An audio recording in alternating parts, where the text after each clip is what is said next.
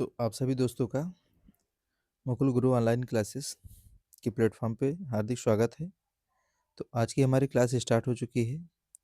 तो अगर आप तैयारी कर रहे हैं टीचिंग एग्ज़ाम की और टीचिंग एग्ज़ाम में खासकर UP TET, C TET, RPSC, BPSC या बीपीएससी टीआरई 4 की तैयारी कर रहे हैं तो ये क्लास आपके लिए बहुत इंपॉर्टेंट होने वाली है। इंपॉर्टेंट के साथ साथ आपकी क्लास ये अगर आप क्लास पूरा देखते हैं तो आपके लिए बहुत बेहतरीन फ़ायदा मिलेगा। उसका इम्पोर्टेंस बहुत ज़्यादा है। तो क्लास के एंड तक बने रहिएगा, वीडियो के एंड तक बने रहिएगा। इसमें 30 एक इम्पॉर्टेंट क्वेश्चन रखे गए हैं और जितने भी क्वेश्चन रखे गए हैं वो चैलेंजिंग क्वेश्चन हैं। हर एक क्वेश्चन पे आपको चैलेंज नज़र दिखाई देगा कि क्वेश्चन का लेवल क्या है। तो चलिए हम क्लास स्टार्ट करते हैं। पहला क्वेश्चन आपकी स्क्रीन पे डालते हैं और देखते हैं आप कितना। तो एक थोड़ा-सा जानकारी हम और आपको बता दें, ये 30 क्वेश्चन है, इसमें हिंदी शिक्षण से रिलेटेड है, ठीक है? हिंदी शिक्षण में क्या-क्या क्वेश्चन रखे गए हैं? जैसे 30 महत्वपूर्ण क्वेश्चन है, हिंदी पेडागॉजी से रिलेटेड है, यूपी टेट के लिए इम्पोर्टेंट है, सी टेट के लिए है, आरपीएससी के लिए है, बीपीएससी के लिए है और बीपीएससी टीआरई 4 के लिए है। या कोई भी आप टीचिंग एग्जाम की तैयारी कर रहे हैं तो ये क्लास आपके लिए ही है। तो आप क्लास के साथ बने रहिएगा। बने रहने पे लास्ट में आपको रियलाइज़ होगा कि मैंने अपना टाइम बेकार नहीं गँवाया है। तो आज की क्लास बहुत ही इम्पोर्टेंट है, मैं फिर आपको बता रहा हूँ। तो पहला क्वेश्चन आपकी स्क्रीन पे है, चलिए स्टार्ट हो जाइए। तो अगर आप चाहें तो अपने साथ एक कॉपी और पेन रख सकते हैं। कॉपी और पेन रखने का एक फ़ायदा ये होगा कि आपने कितनी क्वेश्चन अटेम्प्ट की, कितना आपका करेक्ट है। तो क्वेश्चन हम पढ़ते हैं। हिंदी भाषा शिक्षण का मुख्य उद्देश्य है। अगर हिंदी भाषा और उसके शिक्षण की हम बात करें तो उसमें मेन ऑब्जेक्ट पूछा गया है। तो पहला ऑप्शन क्या है? व्याकरण रटवाना। देखिए सीटेट एग्जाम को जो मुख्य टारगेट है कि रटवाने पे फोकस नहीं करता है। तो जब भी आपको रटवाने की बात मिले तो फट से वो मान लीजिए कि आंसर आपका गलत है। तो हम हिंदी भाषा शिक्षण में बात कर रहे हैं, तो यहाँ शुद्ध लेखन अभी नहीं आ जाएगा, तो ये भी आंसर आपका गलत हो गया। जिसको हम कहते हैं एलिमिनेट और डी एलिमिनेट। हर क्वेश्चन पे जब आप एनालाइज करके करेंगे, तो आंसर ज़्यादा सही होने के चांसेस आपके बढ़ जाएँगे। दूसरा आंसर क्या है? संप्रेषण क्षमता का विकास करना। किसका विकास करना है? संप्रेषण क्षमता। संप्रेषण क्षमता का मतलब क्या है? कम्युनिकेशन स्किल्स का, कैपेसिटी का। ठीक? परीक्षा में अंक दिलाना आपका गलत है, तो इसलिए आपका राइट आंसर हो जाएगा ऑप्शन नंबर सी। ठीक? इसको हम एक बार देख लेते हैं। ये ऑप्शन नंबर सी सही है। ये क्वेश्चन बहुत ही इंपॉर्टेंट है, आपके लिए चैलेंजिंग क्वेश्चन है। अगर आप चाहें तो अपने आप को इसमें चेक भी कर सकते हैं, क्या ये क्वेश्चन मेरा सही है या गलत है। तो एक बार आप देखें स्क्रीन पे ज़रूर। क्वेश्चन क्या है? भाषा अर्जन का प्राकृतिक क्रम क्या है? भाषा को कैसे अर्जित किया जाता है, इसमें आपको क्रम पूछ लिया गया है कि इसका क्रम क्या है। तो सबसे पहले देखिए, ऑप्शन आपके सामने ए, बी, सी और डी है, 4 हैं। पहला ऑप्शन क्या है? पहले पढ़ना, लिखना, बोलना। लिखना, पढ़ना और बोलना। सुनना, बोलना, पढ़ना और लिखना। बोलना, लिखना और पढ़ना। तो एक बार आप टिक कर लीजिए कि आपका आंसर कौन-सा सही है, तो उसके बाद हम बता रहे हैं। तो यहाँ पे अगर आपका आंसर हो जाएगा सुनना, बोलना, पढ़ना और लिखना। कोई भी बच्चा होता है तो सबसे पहले वो सुनता है, सुनने के बाद वो बोलता है, बोलने के बाद वो पढ़ता है, फिर जाके उसको वो लिखता है। तो आंसर नंबर आपका क्या हो जाएगा? सी। चलिए क्लास बढ़ाते हैं, आंसर आपका सी है। हाँ, ये क्लास इंपॉर्टेंट है। ये क्वेश्चन आपका, क्वेश्चन क्या है? प्राथमिक स्तर पर हिंदी शिक्षण का आधार होना चाहिए। तो किस पे हम पूछ रहे हैं? प्राइमरी लेवल पे। क्या पूछा जा रहा है? बेस पूछा जा रहा है। क्या आधार होना चाहिए? व्याकरण। अगर प्राइमरी स्तर पे बात करेंगे तो व्याकरण तो आपका नहीं होगा, तो ये आपका गलत हो गया। साहित्य लिटरेचर भी नहीं होगा। मौखिक भाषा ये माना जा सकता है। लेखन आ गया तो ये भी टोटल गलत है, तो इसका मतलब राइट आंसर आपका क्या हो जाएगा? C. Option number C is correct. Next question, C correct है। अगला क्वेश्चन क्या है? सामाजिक अंतःक्रिया। सामाजिक भाषा सामाजिक अंतःक्रिया से सीखी जाती है। भाषा किससे सीखी जाती है? सामाजिक अंतःक्रिया से सीखी जाती है। यह किस सिद्धांत से संबंधित है? व्यवहारवादी, संरचनावादी, सामाजिक संरचनावादी और भाषा वैज्ञानिक। इसका आंसर क्या हो जाएगा? सामाजिक संरचनावादी। ठीक? चलिए अगला क्वेश्चन देख लेते हैं, इसका आंसर क्या है? सी। सामाजिक संरचनावादी। अगला क्वेश्चन, भाषा शिक्षण में व्याकरण पढ़ाने का सर्वोत्तम तरीका क्या है? जब आप प्राइमरी लेवल पे तैयारी कर रहे हैं, प्राइमरी बच्चों का ध्यान में रख के ही आप आंसर करेंगे, तो आपके ज़्यादा आंसर सही होंगे, ज़्यादा क्वेश्चन आप अटेम्प्ट कर पाएँगे। तो इसमें आपसे कहा जा रहा है कि जो भाषा शिक्षण में व्याकरण पढ़ाने का सर्वोत्तम तरीका क्या है? तो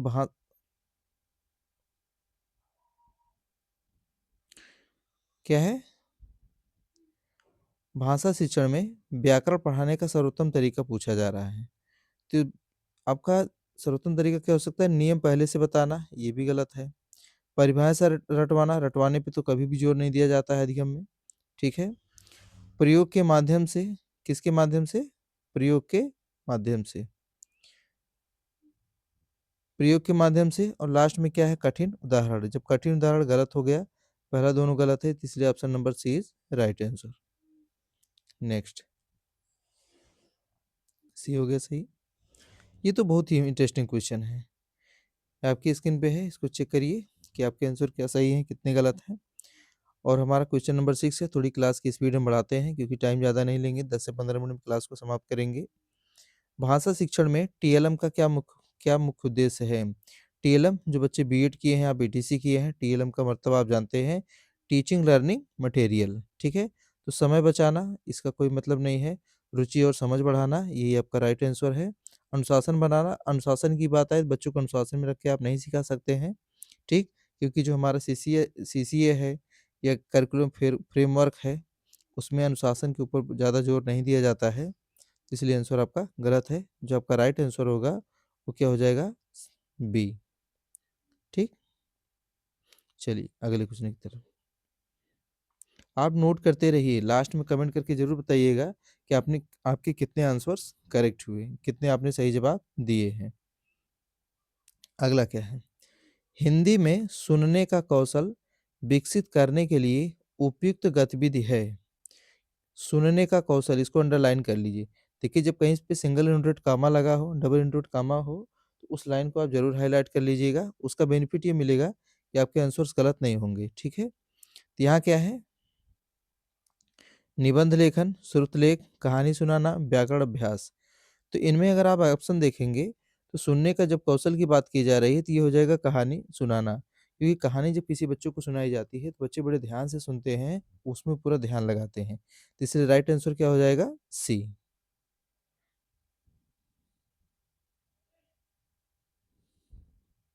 राइट आंसर सी।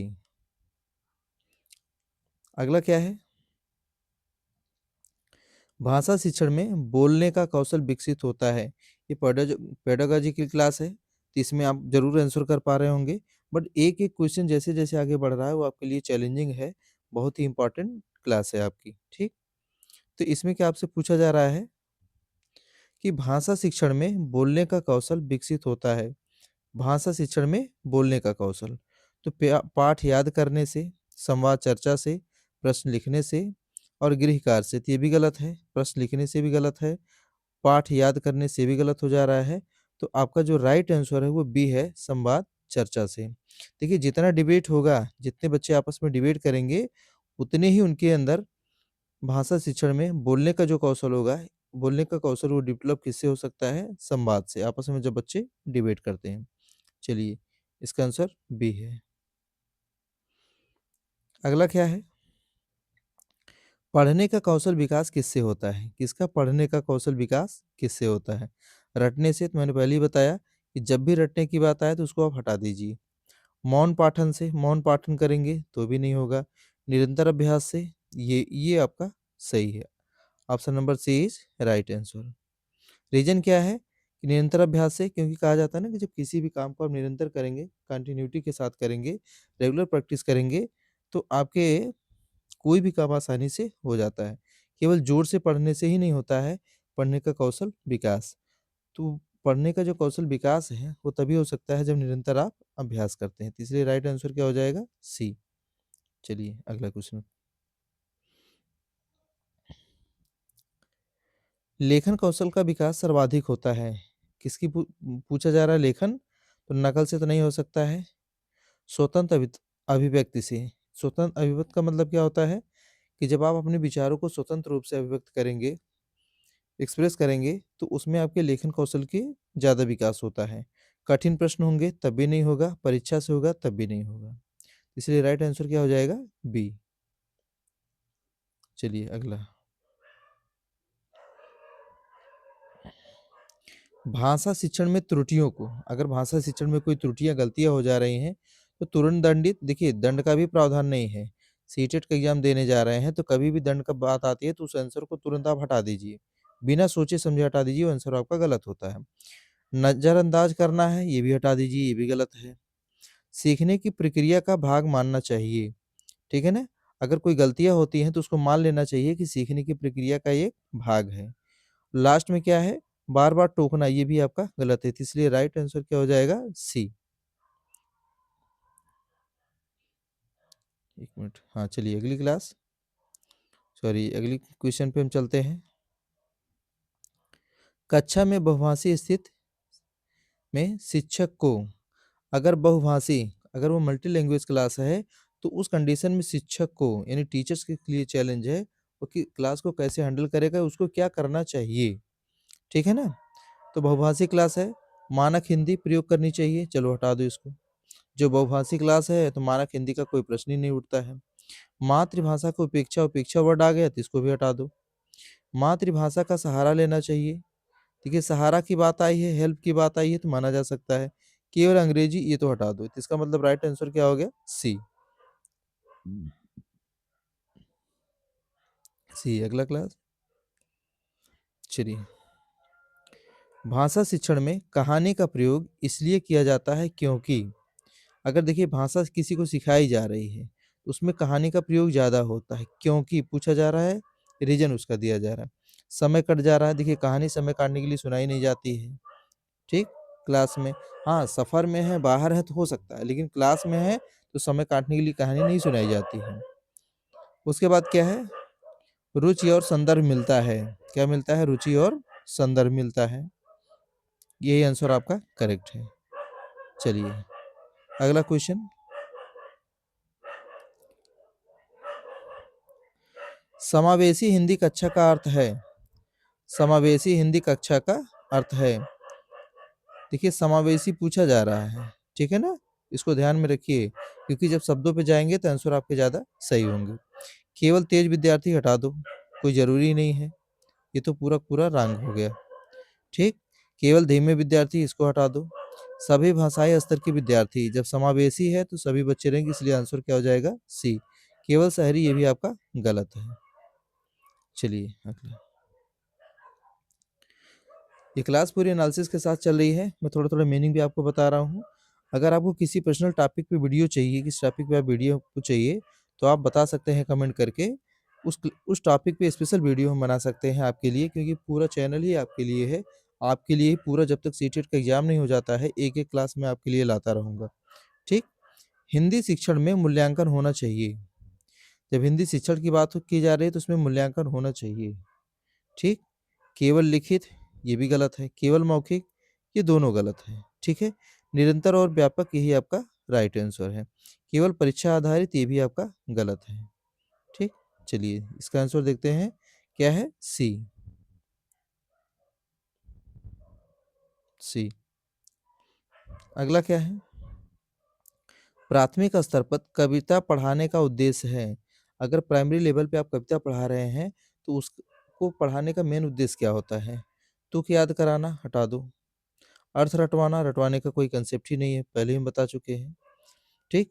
लय, आनंद और भाषा बोध, कविता या कहानी बच्चों को इसलिए बताई जाती है ताकि बच्चे एक लय याद कर लें, उसमें आनंदित महसूस करें, भाषा का उनको ज्ञान हो जाए, इसलिए कहानी सुनाई जाती है। तो इसलिए इसका राइट आंसर क्या हो जाएगा? Answer number C. परीक्षा की तैयारी के लिए कोई कहानी नहीं सुनाई जाती है, इसलिए आंसर क्या हो जाएगा आपका? सी इज करेक्ट, ठीक है ना। नेक्स्ट,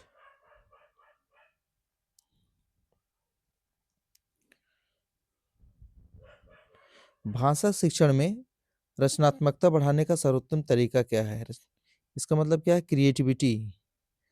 अगर किसी भी बच्चों के अंदर क्रिएटिविटी आप बढ़ाना चाहते हैं, तो उससे क्वेश्चन करेंगे तो ये भी गलत है, ठीक है ना? खुली गतिविधियाँ, खुली गतिविधियाँ, यही राइट आंसर हो जाएगा, ज़्यादा टाइम नहीं लेंगे। अब उसमें बाकी चीज़ें बता रहे हैं, नियम, अभ्यास, अनुशासन, ये दोनों आपका गलत है, तो खुली गतिविधियाँ इसका राइट आंसर है। चलिए, बी करेक्ट।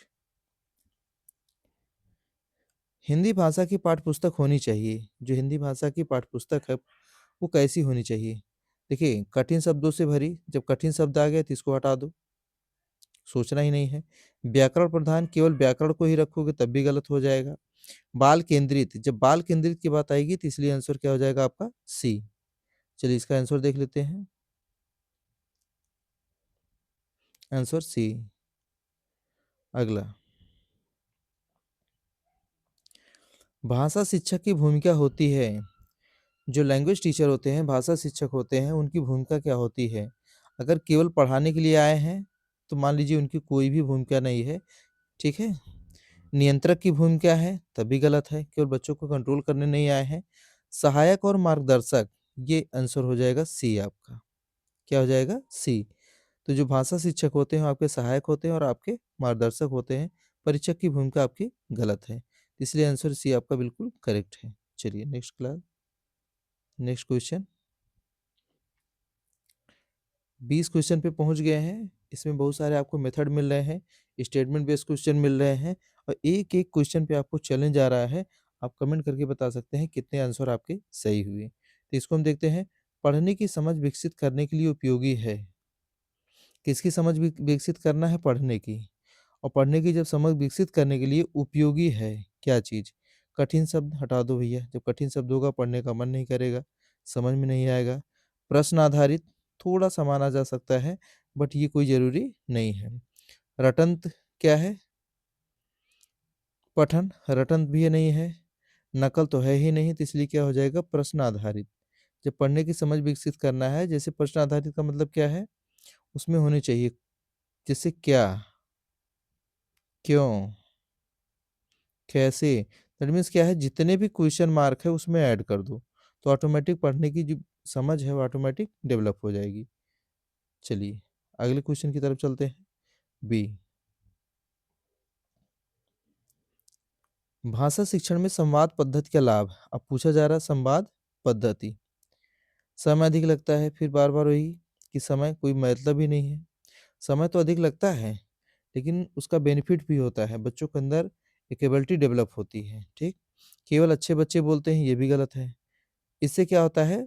संप्रेषण क्षमता बढ़ती है, या अनुशासन बिगड़ता है, इसका गलत है। इसलिए राइट आंसर क्या हो जाएगा? सी, ऑप्शन नंबर सी।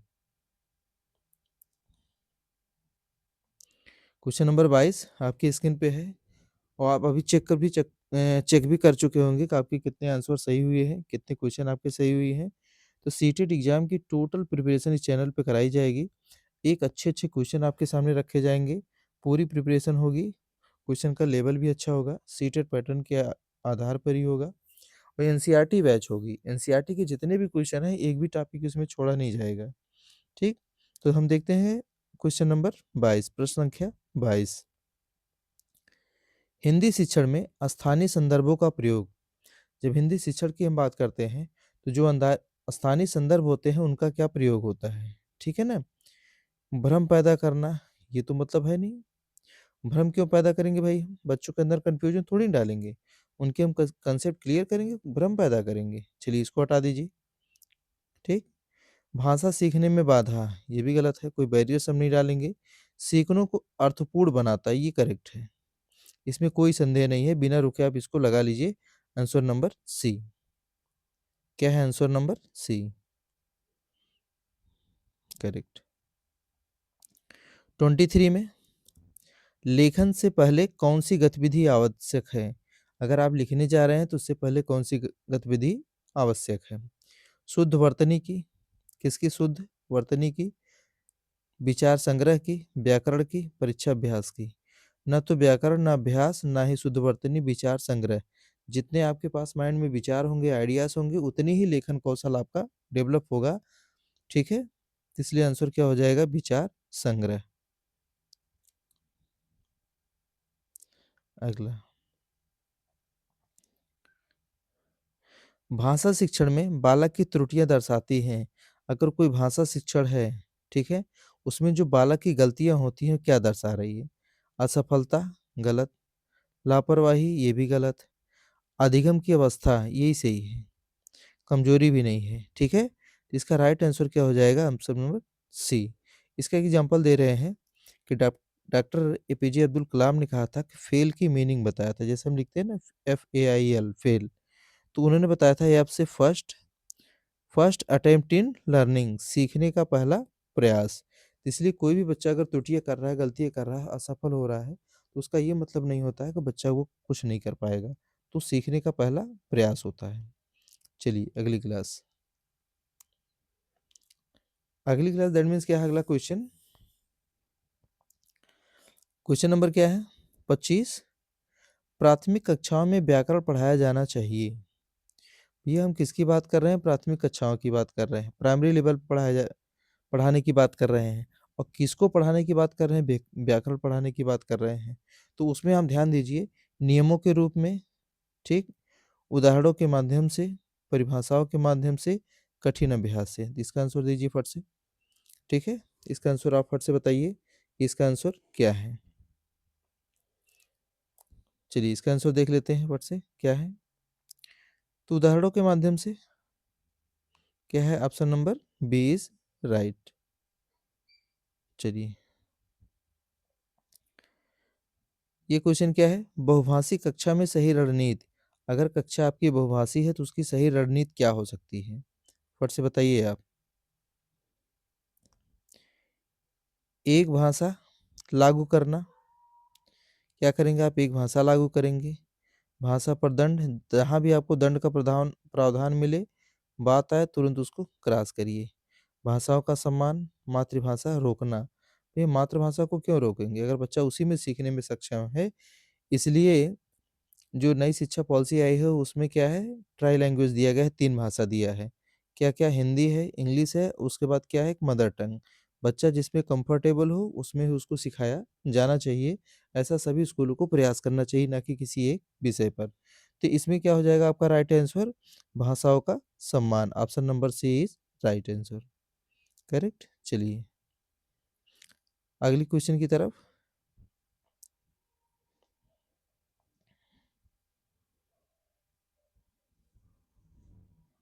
भाषा शिक्षण में खेल का महत्व है। अगर हम भाषा शिक्षण की बात करेंगे तो खेल का इम्पोर्टेंस क्या होता है, महत्व क्या होता है। तो समय बचाता है, अनुशासन बनता है, सीखना सहज बनाता है, पाठ छोटा होता है। इन चारों ऑप्शन में से आप देखेंगे तो answer number C is right answer, correct. चलिए ये देखिए, आजकल टेक्नोलॉजी का टाइम बढ़ता जा रहा है, टेक्नोलॉजी के ऊपर बहुत सारी चीज़ें डिपेंड हो रही है। तो अभी टेक्नोलॉजी में पीछे न रहिए। ये क्वेश्चन टेक्नोलॉजी के ऊपर डिपेंड है कि भाषा शिक्षण में आईसीटी का प्रयोग अनावश्यक तो हो ही नहीं सकता, केवल मनोरंजन हो ही नहीं सकता, समझ और रुचि, चलिए बिना सोचे समझे आप लगा लीजिए। क्या है, answer number C is right. पाठ्यक्रम से बाहर तो कोई सवाल ही नहीं उठता है, तो इसलिए क्या क्या है, इसका करेक्ट आंसर सी है। 2 क्वेश्चन और हैं, लास्ट क्वेश्चन आपके लिए चैलेंजिंग होगा। अब क्वेश्चन नंबर 29 क्या कह रहा है, हिंदी शिक्षण में सबसे प्रभावी मूल्यांकन पूछा जा रहा है। हिंदी शिक्षण में सबसे प्रभावी, मोस्ट इफेक्टिव जो है मूल्यांकन है, वार्षिक परीक्षा, मासिक टेस्ट, सतत अवलोकन, कठिन प्रश्न पत्र। अगर इसमें एक बार मैं फिर आपको क्लियर कर रहा हूँ स्क्रीन, अब आप लगा लीजिए। देखिए वार्षिक परीक्षा सॉल्यूशन नहीं है, मासिक टेस्ट सॉल्यूशन नहीं है, सतत अवलोकन। देखिए अगर हिंदी शिक्षण में आप प्रभावी मूल्यांकन करना चाहते हैं तो उसका क्या करना होगा, कंटिन्यूअस वैल्यूएशन करना होगा, उसका अवलोकन करना होगा, ऑब्जर्वेशन करना होगा, तब जाके वो चीज़ें बच्चे सीख पाएंगे। इसीलिए राइट आंसर क्या है, सी। चलिए लास्ट क्वेश्चन है, ठीक। लास्ट क्वेश्चन का आंसर हम नहीं बताएंगे आपको, इसको आपको कमेंट करके बताना है कि इसका आंसर क्या है। ये आपके लिए चैलेंज है, आपके लिए होमवर्क है। सभी बच्चे जितने लोग क्लास देख रहे हैं एक बार लाइक कर दें, अगर चैनल को सब्सक्राइब नहीं किया सब्सक्राइब कर दें। तो लास्ट क्वेश्चन एक बार हम पढ़ते हैं, उसके बाद देखते हैं इसका आंसर। तो एक अच्छा हिंदी भाषा शिक्षक वही है जो अधिक पढ़ाता है, तो आप अधिक पढ़ाने वाले को क्लास में क्या वैल्यू होती है आप समझ ही सकते हैं। जो कम बोलता है उसकी भी बच्चे मज़ा लेते हैं, तो 2 आंसर आप हटा दीजिए फट से, ठीक? बच्चों को बोलने, लिखने का अवसर देता है। आप समझ ही गए होंगे इसमें आंसर कौन-सा है? अभी आंसर हम आपको दिखा देते हैं, इसमें बताएँगे नहीं, केवल पुस्तक पर निर्भर रहता है, तो ये भी क्या है? गलत है। तो आई थिंक मुझे लग रहा है कि आपके लिए चैलेंज भी है, आप कमेंट करके बता भी सकते हैं कि इसका आंसर कौन-सा है। तो इसका आंसर हम बता दे रहे हैं कि answer number C is right. आपने लगा भी लिया होगा। तो एक बार आप चेक कर लीजिए कि आपने कितने आंसर सही किए हैं और कमेंट करके आपके बता सकते हैं कि इतने मेरे आंसर सही हैं। तो आज की क्लास देखने के लिए, पढ़ने के लिए आपको हमारे इस ऑनलाइन प्लेटफ़ॉर्म की तरफ से बहुत सारी ढेर शुभकामनाएँ। तो यहाँ एक शुभकामना संदेश भी है आपके लिए। Thanks for watching. Next part इसका अपलोड होगा सेम टाइम पे 8 पीएम पे। तो इसका पार्ट 2 देखने के लिए इसमें 30 क्वेश्चन जो रखे जाएँगे, व्याकरण से भी होगा, साहित्य से भी होगा और भी पूरा सीटेट के पैटर्न पे होगा। तो चलिए आज की क्लास हम यहीं समाप्त करते हैं। सभी भाइयों को गुड नाइट।